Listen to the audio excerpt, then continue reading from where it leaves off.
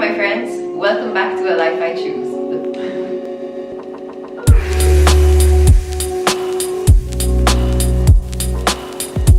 Hi, welcome back to A Life I Choose, the place to be to design your life so you can thrive. Today I want to speak to you about a simple formula you can use to grow your business using YouTube or a blog. I learned this formula from a guy named Ikonn, and I'll link him below. Alex is an entrepreneur, and so is his wife, and they are a big reason for why I started a YouTube channel and a blog in the first place. I always felt like I wanted a blog, and then the more I got into YouTube, I felt as though I wanted to be on YouTube as well. But the truth is, the way that Alex and Mimi, their presence on YouTube really inspired me to just do it. And so it was invaluable for me to get onto YouTube and onto my blog. Even though my following isn't massive, it has grown significantly, and it does bring me business in a profession that otherwise is not very lucrative. I've managed to take a profession that isn't typically lucrative and make it lucrative, which has been fantastic, and YouTube and the blog have massively helped me do that. I really want to share this formula with you that I learned from Alex, because it really helped me, and when I don't use it, I notice that I don't do so well. So it's a very simple formula, and there are 4 letters that you need to remember: Q, V, C, A. So let's start with Q. So Q is for quality. A lot of the time we stop ourselves from doing things because we expect them to be perfect. And there is no such thing as perfection. Perfection is an absolute myth. You can get things to a good state, you can raise your standards and have things be to the standard that you want them to be. But to have perfection is it's just not real. The thing is that many people won't allow themselves to put themselves out there because they feel it's not perfect enough. So one thing that you have to remember about YouTube and a blog is that perfection is not necessary. Perfection, in fact, isn't even wanted. Okay, one of the reasons that we love YouTube and have moved away from TV is because we're sick of the glitzy, shiny, everything perfect lighting, perfect, even pictures, airbrushing and all this stuff. We're sick of it. We've seen that it's actually had damaging effects on society as well, people looking at images and thinking they're real, and we're sick of it. So one of the reasons that we love YouTube is because it's so personable. It's one camera angle typically. Sometimes the person's actually holding the camera in front of them, so it's not even perfectly balanced or at a good distance. So what I'm saying is, when you think about the word quality, when it comes to YouTube and the blog, don't let perfection stand in your way, because it's not about getting things perfect. It's about things being good enough. You don't want to be sitting in an ugly place. You don't want to be sitting in a what's the word, like a hole. you don't want to be in a trashy place. You want to have like a nice background and colors and stuff, but it doesn't have to be perfect. You don't need 3 different camera angles. It doesn't need to feel like TV. It's just about speaking to your audience. It's about creating that connection. So just focus on that. It just has to be good enough, and you can just use one camera. When I started my YouTube channel, I actually started just using my Mac. I started recording just using my Mac. And okay, that's not perfect at all. And when I look back, sometimes I'm like, oh my God, did I really film a video of me like that? But the truth is, it got me going. It got me out there. I didn't have my camera yet. It was the first step. And success doesn't happen overnight, and thank God for that, because usually when you begin, you're sort of stumbling all over the place. So it's okay, just put yourself out there. So that's quality. Okay, so the second point is V, and that stands for value. We were just talking about quality, and we were talking about the quality of production, and that doesn't need to be crazy high, okay? But when you're thinking about the quality of your content, okay, so what you're sharing with your audience, that you need to focus on.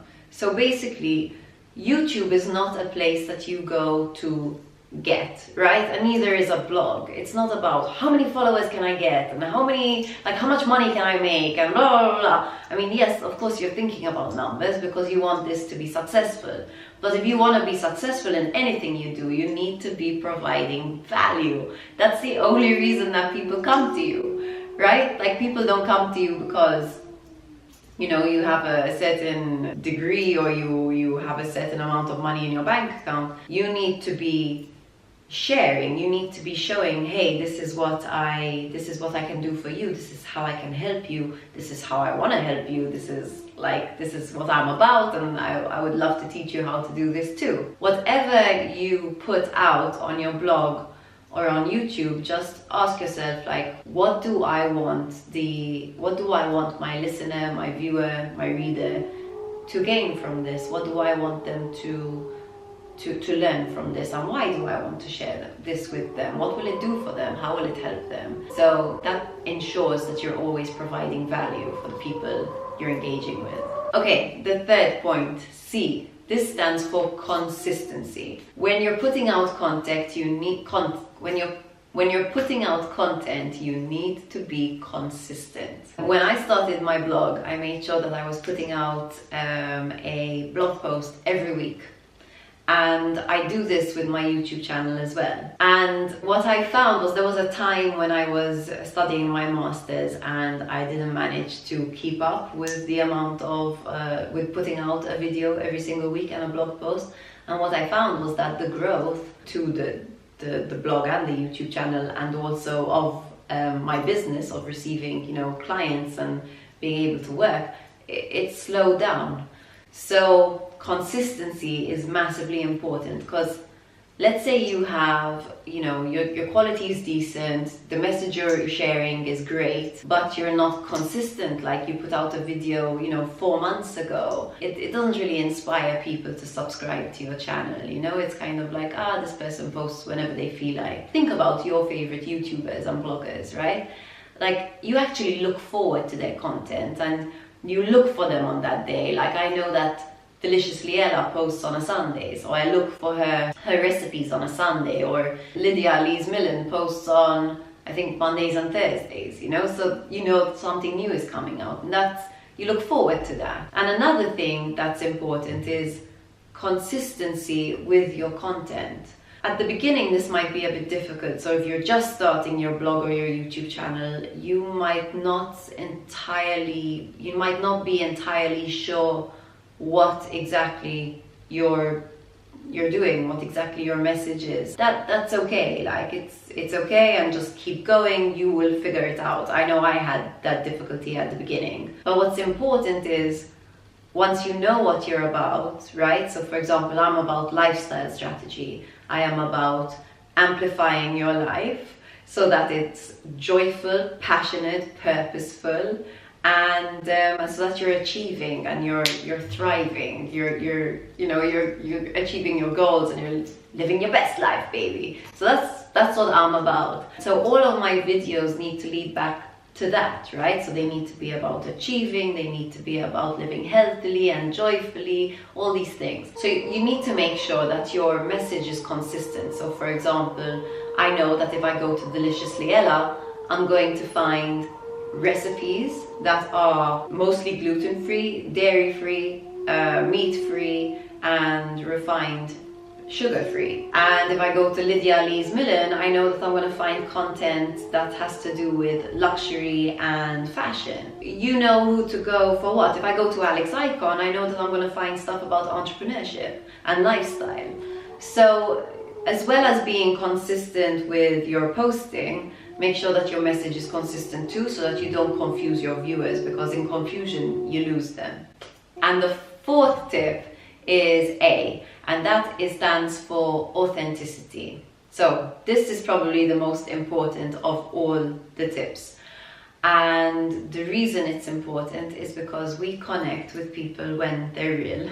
Nobody likes talking to someone when you feel like there's 5 layers of bullshit in between you and the person. And you know, we have a very strong bullshit detector. It turns us right off. Nobody wants to be spending their time on that. And that's the reason we love YouTube. It's because we see people at their, like, maybe not their realist, but we see people like closer to real, right? By authenticity, I don't mean let it all hang out, because sometimes that's not really that's just oversharing, and sometimes that can be manipulative. You don't need to tell your life story. I don't tell my whole life story. I share bits and pieces, and I choose what to share according to what I believe is helpful for my viewers at that time. But I don't feel it's necessary to go and just let my whole story be like, you know, like dirty laundry kind of thing. It's not necessary. That's not what authenticity is. Authenticity is just sharing yourself in a real way,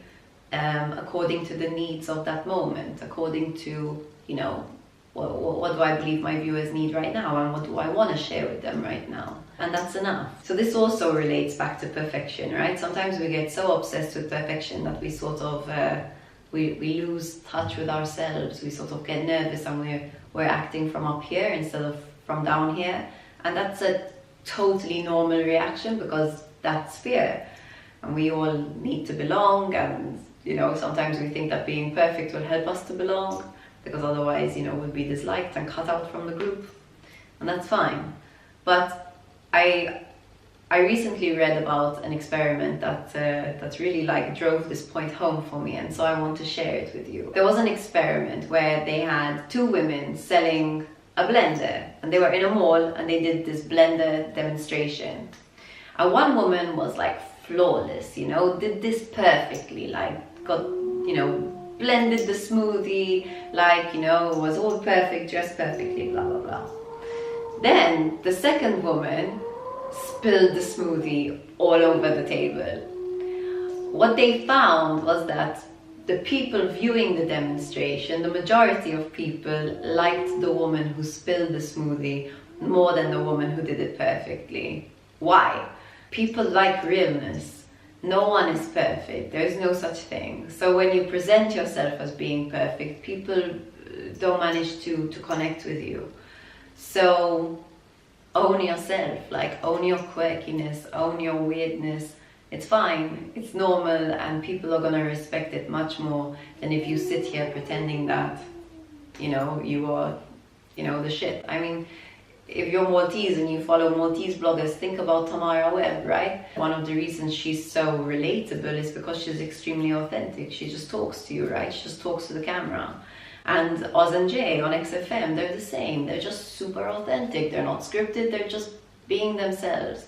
And we love this. So just be yourself. Don't worry about perfection. Don't worry about getting things 100% right. It's absolutely fine. So I really just scratched my head. That's all for today. I hope these tips were helpful for you. And if you have any questions or comments, please leave them below. Give me a like to let me know you like this video, and I'll make more of these videos. I hope to see you at my upcoming workshop on 19th of January. It's called New Year Evolution. And there, you know, if you have difficulty getting started, if you have difficulty, you know, you want to start a blog, you want to start a YouTube channel, you want to get clearer on your focus for your business, or maybe you want to invest more in your family life and having more balance, this workshop will help you to create whatever you want to create. And it will help you to get crystal clear, create your strategy, reconnect with your purpose, and challenge those limiting self-beliefs. So I hope to see you there. I'll link it down below, and I'm wishing you a Merry Christmas. I'm sorry I don't have any Christmas stuff up. I haven't put up any decorations yet. It just hasn't been the time. I will make it.